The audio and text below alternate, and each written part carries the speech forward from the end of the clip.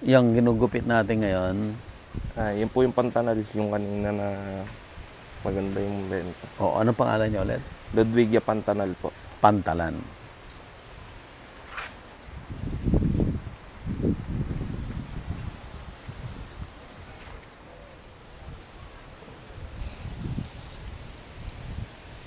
Patrick, ibig sabihin nito, marami ka pang halamang wala sa'yo. Opo, madami po talagang aquatic plants.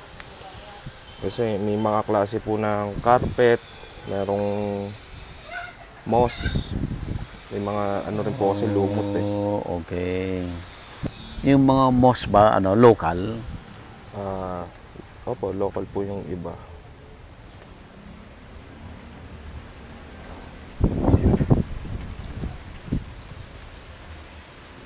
So, madaling siyang paramihin. Opo. Dati po, sinubukan ko yung mga ibang klase na ganun. Hindi ko po kaya, hindi po ako hiyang doon sa mga ganung halaman. Kaya nag-focus ako sa mga ganito. Stem plants. Pero dati mahilig ka sa halaman, hindi? Hindi po. Wala kang hilig. Na ano lang po kasi maganda yung kitaan dati. Kaya nahiligan ko na rin. Ngayon gusto mo na siya. Opo. Nakakatawa. Pagka nagsimula ako sa 5 piraso, napapaganyang karami ko. Kasi dati po, ang benta ng halaman, retail, ang taas ng presyo. Mataas dati. Ito, itong yung na-harvest natin. Anong pangalan nito? Ludwigia inclinata red po. Inclinata red. Gusto mo bang matuto ng agribusiness, crops, livestock and poultry, aquaculture, at ma-inspire sa mga success stories? Agribusiness How It Works! As a YouTube channel, Agribusiness features entrepreneurs, farmers, organizations, OFWs, investors. However, beyond our usual content and official endorsements, Agribusiness does not engage in other business dealings with them. While our viewers and featured individuals and entities may choose to pursue business deals with each other on their own, we encourage them to be cautious in doing so. Save the date. Introducing Agribusiness Connect sa September 28, 2025 at Elements at Centrix. Makakasama natin ang mga industry experts para tulungan tayong i-explore ang best agriculture venture para sa inyo. Kunin natin, baka malalanta. Opo. Kailangan po talaga pagkagupit One at a time babasahin. kasi malalanta pala.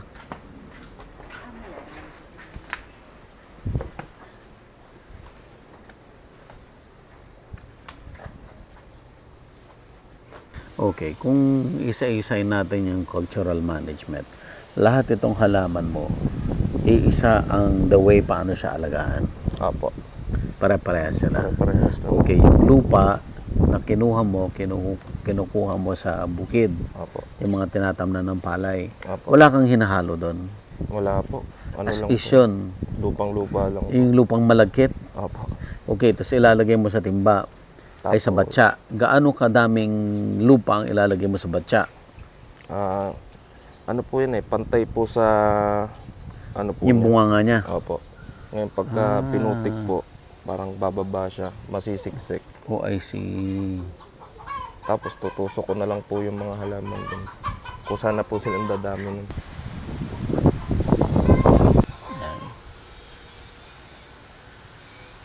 Simple lang ang packing niya. Opo. Hindi Sa maselan. plastic. Hindi nang...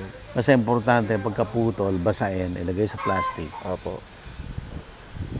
Gaano katagaling itatagal niya bago masira yan na nasa plastic?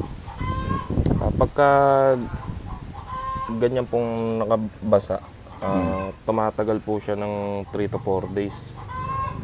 Pero pagka yung halimbawa, nagpapadala ako ng Visayas, Mindanao, madaling araw pa lang po, pinipitas ko na siya. Kumbaga yung basang hamog niya, yung basa sa hamog, yun lang po yung pinakaano niya. Kasi po pagka sobrang basa, tapos pinak niya ng ganyan, tumagal ng ilang araw, nabubulok po kasi yan Kumbaga yan po kasi local lang. Dito lang po sa Luzon ipapadala. Oh, I see. Ito, kinabukasan na sa kanya na.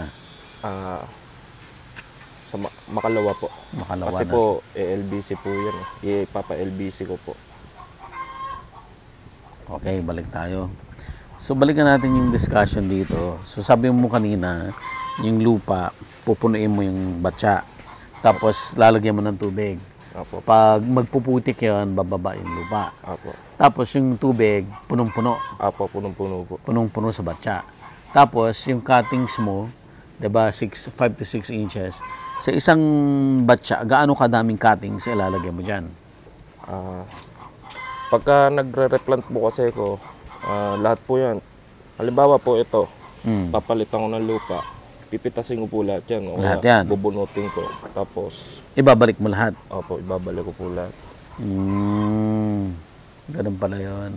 So, ibig sabihin, talagang madami. Opo. So, normally, itong isang batya, ilang cuttings yan? Halimbawa po ito, pagka sobrang dami po, hindi po ito lahat pubunutin ko. Kumbaga, puputol lang po siguro ng 100, 200 pieces, tsaka po itatanim lang. Bagong batya na yan. Opo. Yung 100. Ito favorite ko. Maraming nagkakagusto nito. Ano po, madami din po. Yung mga nagtatanim din. Pero gusto ko, gusto ko ganyan na siya. Nakalagay sa Mukha magandang po siyang, mga. opo. Parang ground cover, no? Okay, balikan natin yung discussion natin. So, anong oras yung tamang pagtanim? Advisable ko pong magtanim Early in the hapon morning? po. Hapon. Kasi pag hapon po, dadaan po muna yung gabi bago mag-umaga. Kasi ang pagbagong tanim po, ang kalaban po dyan, init. Pagka nagtanim ka po kasi ng madaling Umaga. araw, Oo. dadaan po yung init, malulusaw lang po yung tanim nyo, masisira. Maano po siya, masasyak po yung halaman. Kaya sayang lang po. So, mas maganda yung hapon kasi mahaba yung Mahaba time yung time niya para makapag-ready siya sa init, gano'n. Tapos, pag tinanim mo yan, anong management mo? Pagka bagong tanim po, halimbawa sa umaga, every time po, binabasa ko po yun. Kasi Babasahin mo wala lang. pa po siyang ugat nun. Sa, Parang sprinkler, Opo, ganyan.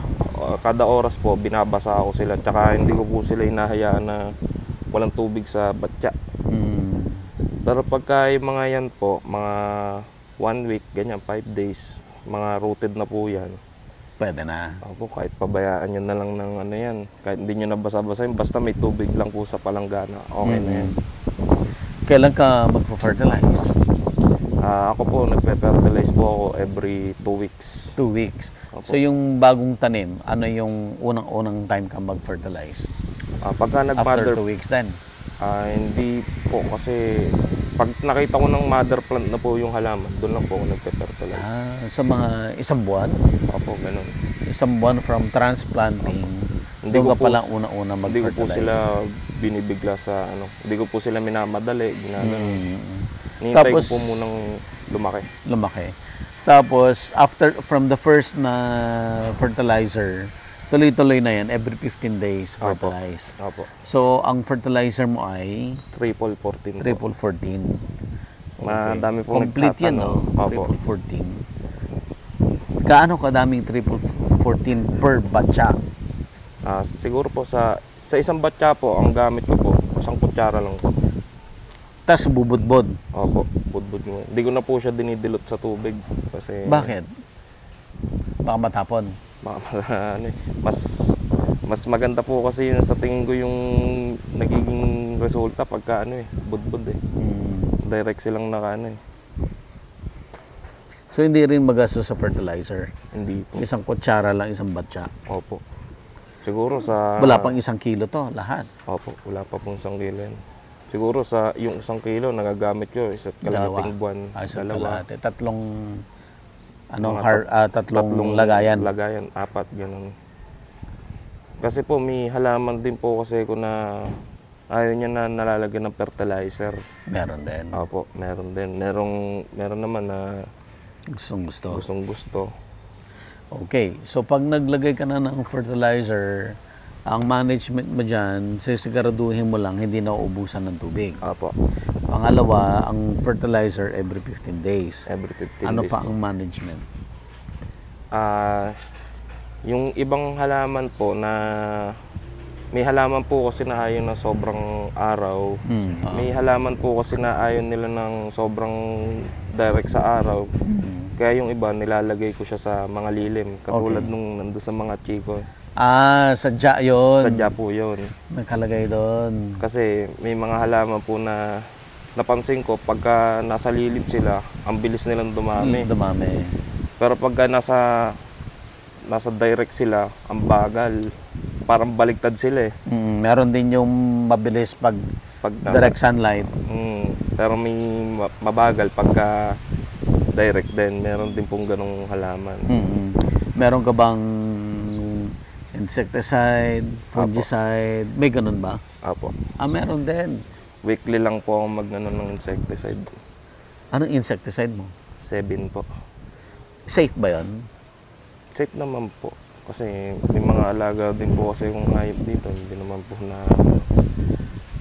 Pagka may fungi naman po yung mga halaman ko, neem oil po yung gamit ko. Organic. Neem oil. Hindi Saan po, ka nabili ng neem oil? Shopee. Effective? Yung ano po, yung neem oil po talaga, hindi yung ready mix. So, ang tapang nun. Hindi mo masusunog yung halaman mo? Hindi naman po. Diretso, i-spray mo yung neem oil? Hindi po. I-dilute mo? Opo, i-dilute ko po. Tapos, siguro sa 8 litrong tubig. Yung ano lang po yun, mga 2 kutsara, 3 kutsara. 2 kutsara, 3 kutsara, ilang litro? 8 liters po. 8 liters na tubig. Tapos yung parang sprayer na ganun din. Opo, yun po yung pambomba. Yun. Para mabilis. Opo. So, tuwing kailan yan? Every week lang po ako mag bomba ng halaman. Kasi pagka madalas po, tapos sobrang init, Masusunog. nasusunugan din po kasi ng So, every week. Anong oras ang pag-spray? Hapon din? hapon po. Insecticide? Yun po, 7, ganun. Ayan. Ang 7 yung insecticide mo, ang fungicide mo yung neem oil. oil. Wala na?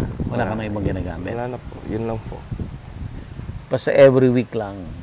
Basta pagka malalaki na po yung halaman, maintenance na lang.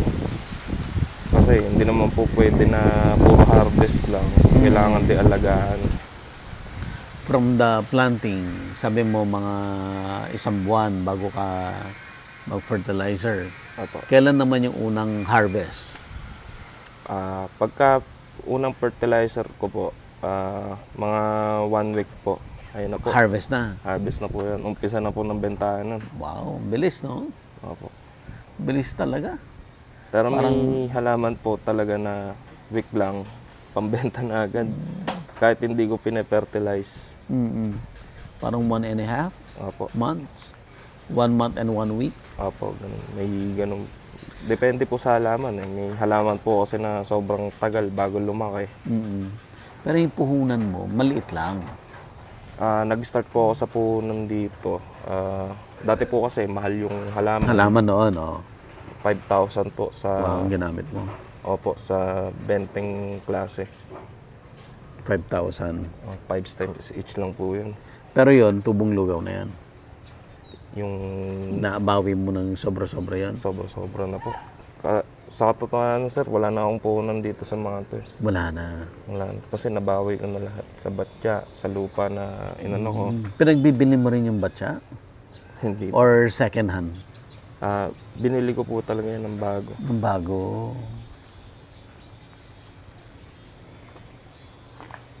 Ganda.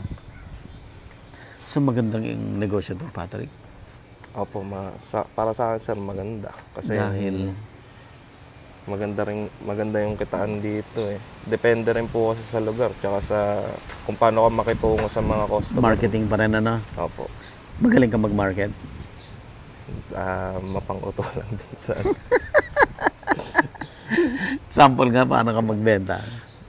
Ano po, basta yung customer, sir, di ko naman po pinagdadamutan sa halaman yun eh. Kasi madami naman po akong stock eh. So, sobra-sobra? Opo. Hanggat maaari, sinosobrahan ko sila ng bigay para umulit. Eh, umuulit naman po. So, let's say, ang order 20 pieces. Ang bigay Ginagawa ko mo? pong 25, 30, gano'n. Lahat, laging ganun. Lahat po yan. Tapos may pasobra pa pong ibang klase yun para talagang May satisfied. additional plant pa. Masatisfied si customer, bumalik siya sa akin. Oo. Tapos, i-recommend niya pa ako sa mga ano Sa niya. iba? Opo. Ganun lang din po yung ano sa akin. Nakakabenta ako sa pet shop, sa mga personal. 15,000 po sa 3 araw. Every 3 days? Every 3 days. So, 1 week may 30,000 ka. Opo. 30, 60, Nung dati pa po. Kasi nagkakaubusan din po kasi ako ng stock na yun. Yung ganyang karami pong stock nun, nauubos dati. wala yan. Wala kang makitang ganyan Wala kaganda nun. Ubos lahat po yan dati. Pero ngayon, magkano kinikita mo ngayon? Pag i-total mo na lahat sa isang buwan? Ano po eh, kasi may week po na malakas, may week na mahina. Sa isang buwan po, nakaka-20 ako, pinakamababa. Minsan umabot ng 30, 35, ganyan. Monthly? Monthly po. Not bad. Not bad po, kasi nasa bahay lang. Andito ka naman. lang sa bahay, hindi ka na umalis. Wala ka ng gastos. Wala na. Kasi yung magtatrabaho, may pamasahe, may pagkain, bibili ng pagkain, merienda, di ba? Damit mo, May tax pa. o may tax pa. Wala na halos matitira eh. Wala Eh, na. magkano lang din naman ang sweldo? Magkano ba sweldo ngayon? 30 din. Wala po. Sa probinsya po, wala. Mga 25. Umabot ka siguro sa probinsya ng 20, malaki na eh. 20, malaki na. O, wala na matitira. Opo, wala na. Eh dito, yung 30, 35 mo, Wala. wala nang ano yun. Tax free na po yun. Walang Kumbaga, bawas. Walang bawas po yun. So pwede na. Pwede na po. Kasi pagka, halimbawa yan, pagka mahina yung benta ko dyan, may ibang May ibang ano ka na yan. pinagkakakitaan din. Oh, naman may po. mga manok ka. Kailan mo inuumpisa itong manok mo? Mag-iisang taon na po. Kumusta naman to? Ano lang po eh. May time na nakakabenta ng per manok. Hindi po ganun kagandahan ng... Mas maganda pa rin itong halaman. Mas maganda po talaga. Eh di ito ano mo, paramihin mo pa. Opo. Mag-invest ka pa sa more plants. More on plants. Kaya po susubok din po ako ng ibang klase. Ganun. Hindi mo naisip na pumunta ka ng ibang bansa, punta ka ng Thailand para maghanap ng bagong halaman. Ay, hindi. Wala ka pa sa ganun. Wala pa po. Sa group po namin, sa Facebook, may mga foreign din po na nag-aalok sa akin na halaman po. Bumibili ka. Sa ngayon po, hindi po kasi wala Mahal. pa mahal tsaka wala pa akong gamit na pagtataniman. Kasi iba po kasi yung materials din. Hindi po na ganyan na batya direct sa Ano? Kailangan po doon naka-greenhouse po eh. Hindi po sila mabubuhay ng Panglilim yung mga Panglilim po halaman sila. niya.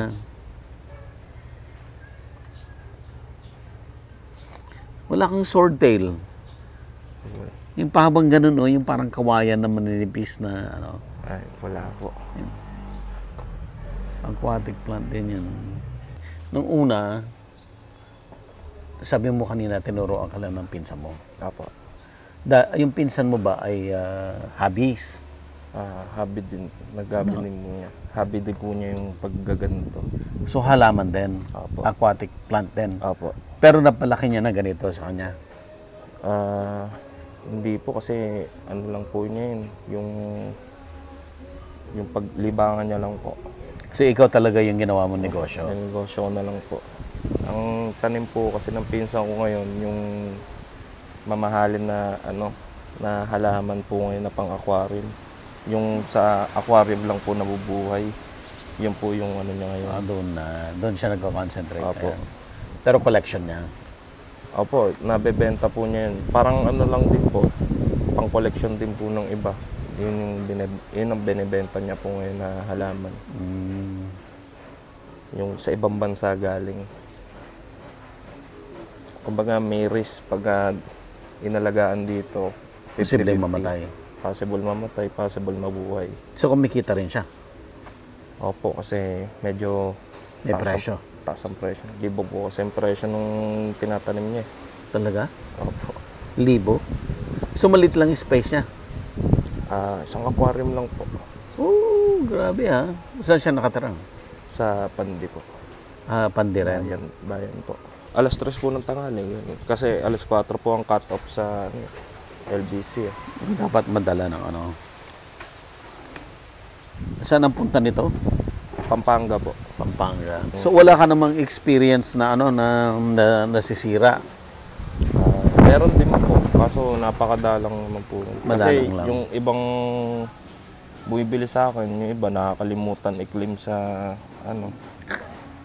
Kasalanan niya yan. Opo, kasalanan na po niya yun. Hindi ko na, wala na ako. Kasi mas pinili ko po kasi sa LBC kasi air condition po kasi doon. Yung ano nila, yung sasakyan nila. Tsaka yung ano po, yung mismong opisina nila. Opo. Kaya hindi sila naiinitan, hindi sila nalulusaw. Anong plano mo? Paano mo palalakihin to? Siguro magdadagdag pa ako ng halaman, sir. Hanggang sa makasabay ako sa ibang nagbebenta. So, ibig mo sabihin, marami ring nagbebenta na mas madaming collection? Opo, madami po talaga. Kasi yung iba pong nagbebenta sa mga online, mga one-stop shop, yung iba sa akin lang din kumuha dati yun, hanggang sa napalago nila. Kaya, ano ko na sila. Hindi na sila kumuha. Opo, ano na rin po, nagtanim na rin po. Kaya bala ko, ganun na lang din po yung gagawin ko, yung paparamihin ko. Magwa one-stop shop na lang din po. Pag sinabi mong one-stop shop, ang ibig sabihin? Kompleto po sila. Kompleto po sa materyales lahat. Hindi lang po halaman. Hindi lang halaman. Pati equipment po. Pati yung mga gamit sa aqua. Yun yung way para palakihin mo yung negosyo. Yung halaman, isa lang. Opo. So malaki kita sa one-stop shop. Para kang pet shop. Opo, parang ganun po. Kasi, Pero pwede ka rin dito sa bahay lang. Opo. Kasi deliver lang. Opo, online. Pero minsan, may nagpo-walk-in po na bumibili sa akin ng wholesale. Tinitingnan po yung setup ko. Yung ganyan, pinipicturean nila, parang pang-sample nila. Pag nagbebenta siya, ito ipapakita niya. Apo. Kasi order niya sa'yo, deliver niya. So marami rin yung gano'n, yung hindi nagtatanim. Gusto lang mag-buy and sell lang. Opo, buy and sell. Malakas din yan. Opo, malakas din. Kasi yung iba po dyan, wholesale, binibigay ko po ng piso, tapos gagawin nilang dos. Kita na rin. Mabilisan lang din. Mabilisan lang. Online din. Online din po nila inaano yan. Ano ang nakita mong kagandahan ng negosyo na to? Kumpara sa iba. Kumpara sa tindahan, kumpara sa ibang negosyo. Sa akin po sa market po. Mas maganda mas mabilis ang market dito sa Mabilisan. Opo. Basta masipag lang talaga mag-post. So tuwing ka lang ka nagpo-post? Everyday? Everyday po talaga nagpo-post ako. Para araw-araw may benta. May So pag hindi ka nag-post, wala ka rin mabibenta? Meron naman po. Yung mga sinusuplayan ko. Yun. Minsan po kasi nasasabay yun sa sa mga bumibili sa akin ng bagong customer. So sa group ang posting? Apo. Hindi sa page mo? Hindi na po. Kumbaga yung page ko na po na hindi ko na po inactive yun kasi hindi po kasi makapag-post yung page sa mismong group eh. Kaya yung mismong ko na lang po yung profile mo? Mismong account ko na lang po yung ko. Yung iba po kasing admin, hindi nila Inaalaw. hindi nila ina-approve yung ano. So, personal account talaga. Kailangan po talaga personal. Para iwas ano na lang din po. Parang marami din po kasi na dadali na scam. Oo. So, anong hanap buhay mo bago ka nag full-time dito sa ano? Dati po, yung di pa pandemic, dati po akong computer technician sa Ortigas. Yan ang trabaho mo na. Apo. Tapos, yung nakapagtanim ako, nag-try po ako ng ulit magtrabaho. Naging supervisor naman po ako sa Flash Express. Kaso sa Pampanga po ako pinadala. Kaya, nag-resign ako. Binalikan mo to? Apo, binalingan. Yun po ang kagandahan ng may negosyo ka. So, kahit anong mangyari, hindi mo na i-give up to? Hindi po. Kasi pag wala po ako dito sa bahay, parents ko po yung nag-aasikaso. Sila po yung nagdedenta, ganyan. Kaya rin? Kaya nila. Ako po yung nagpo-post. Pag may nag-walk-in po, sila po yung maasikaso. Ayan, i-invite mo yung mga nanonood sa atin na mamili ng aquatic plant sa'yo. At bakit sila sa'yo bibili? Dito na lang po kayo bumili sa akin. Tulungan natin si Patrick, palakihin natin yung negosyo niya. Yung aking munting taniman. Marami ka pa ring space Apo. Pwede yung manok mo, pwede mo nang i-let go yun. Let go na po yan. Gawin mo na lang buo. Yan din po yung bala ko, yung manukan na yan, gagawin kong greenhouse. Para doon sa mga mamahalin na halaman. Oo. Kailan mo umpisahan yung mga plano mo na upgrading? Pera po kasi kailangan. Pera. Mag-ipon ka dito. Opo. Yun po yan ang way. Ipon ka dito, kinikita mo dito, unti-unti, tiyaga-tiyaga, basta mag-ipon ka para may pang-invest ka. Opo. Invest lang na invest hanggang sa lumago yung negosyo. Update mo ako pag maraming bumili na subscriber. Tulungan po natin si Patrick kasi bata pero nakita niya yung potential ng negosyo. Nakita niya na mas maganda magnegosyo siya kaysa sa magtrabaho sa labas. At unique yung negosyo. So, pag magagawa mo yung mga plano mo, lalaki. Pag sinabi mong aquatic plants, anong ibig sabihin talaga nun? Opo. Bagsak ako sa exam. So, aquatic plants, ito yung mga plants na pwedeng mag-thrive sa lupa na nabababaran ng tubig, na pwede rin siyang mag-thrive sa loob ng aquarium. At sabi mo kanina, may mga plants na gumaganda pag nakalubog sa tubig, nagbabago yung mga kulay. And at the same time, na-mention ko kanina na ang aquatic plants ay nakakatulong na breeding ground ng mga isda, mga ornamental fish na alaga nila. Doon sila nanganganak or nangingitlog. Doon po nagtatago yung mga fry. Doon nagtatago yung mga fry para hindi kainin ng predator. And at the same time, syempre, nag-produce din ng oxygen para doon sa circulation ng hangin doon sa loob ng aquarium. Yan. So, pag dito naman, nakakatulong din siya. May mga articles sabi na nakakatulong siya to control erosion. Yan. Siguro yung mga nasa wild, mga halaman na yan. So, dito sa collections mo, Patrick, ilan dito ang tingin mo ay native lang natin? Ilan ang tingin mo ay imported? Like yung lotus, marami naman na tayo niyan Like ito, marami tayo niyan na siguro po yung mga local natin dito, mga nasa 40. Kalahati ang collection mo. Tapos yung the rest po, mga dinala lang dito na lang pinarami. Dito na pinarami. Oo. Kung negosyo ang pag-uusapan, malaki ang potensyal. So yung ginagawa ni Patrick ay ito yung mga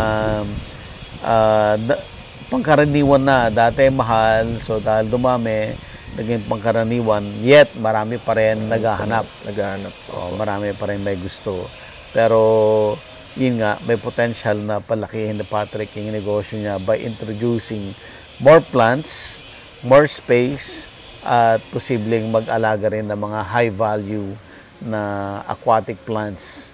Medyo risky lang, pero gano'n naman talaga. Gano'n sa negosyo. Gano'n naman talaga sa negosyo. At maganda yung plano mo na gagawin mong one-stop shop na online para magtulong-tulong siya, hindi lang aquatic plants, yung mga accessories, pati materials po. Materials, lahat yan. At pwedeng gawing online lang, no, Patrick, no? Kasi may mga source ka na ba? Madali lang yan. Madali na po yung source. Okay, so may advice mo ang o baka dumami competition mo? Sa mga nagbebenta, sipagan nyo lang mag-post. Sipagan mag-post. Yan talaga. Tsaka wag kayong rude sa customer. Ayun. Importante yan. Importante yan. Kasi wag rude sa customer, bigyan mo ng freebies, maging considerate, di ba? Kasi doon tayo kikita sa customer. Sa customer kikita. At yung pagpo-post, ano yan, dapat marami kang groups na member? Hindi naman. Sa akin po kasi halos lahat ng group sa Philippines. Sinalihan mo na? Sinalihan ko na po eh. Yun lang po. Talagang nasa sipag lang po talaga yung pagbebenta. But then again, at least nandito ka lang sa bahay. Opo. Kasi hindi naman po uubos ng oras yung pagpo-post na gano'n. So anong ginagawa mo pala pag tapos ka nang mag-post, tapos ka nang mag-harvest dito? Kasi mabilis lang naman yung trabaho dito sa umaga. Opo. Anong ginagawa mo na? Sa hapon po. Siesta na? Inom. Di ba kayo manok na? Binata pa kasi. Ayun, pwede mo na nga tanggalin talaga yan. Ako advice ko, i-retain mo na to. Tanggalin mo na yung ano. Kasi, yan kasi para kumita ka dyan, maramihan din eh. Yung space na yan, madami pang halaman ang may lalagay mo dyan sa space na yan eh. Kita mo naman, isang cutting ka lang, piso na. Hanggang 3 piso. Diba? Isang batsa ka lang, kikita ka na ng 300 to 900 pesos. Twice a week. Ang laki ng potential. Again, suporta natin si Patrick kasi batang-bata, 27 years old lang, nagne-negosyo na. Kailangan ma-encourage natin siya na magtuloy-tuloy sa business para magkaroon siya ng magandang future, no? At babalitaan mo ako pag lumaki yung business mo. Agribusiness merch is now available on Shopee and Lazada. Agribusiness, how it works. Instruct, inspire, succeed.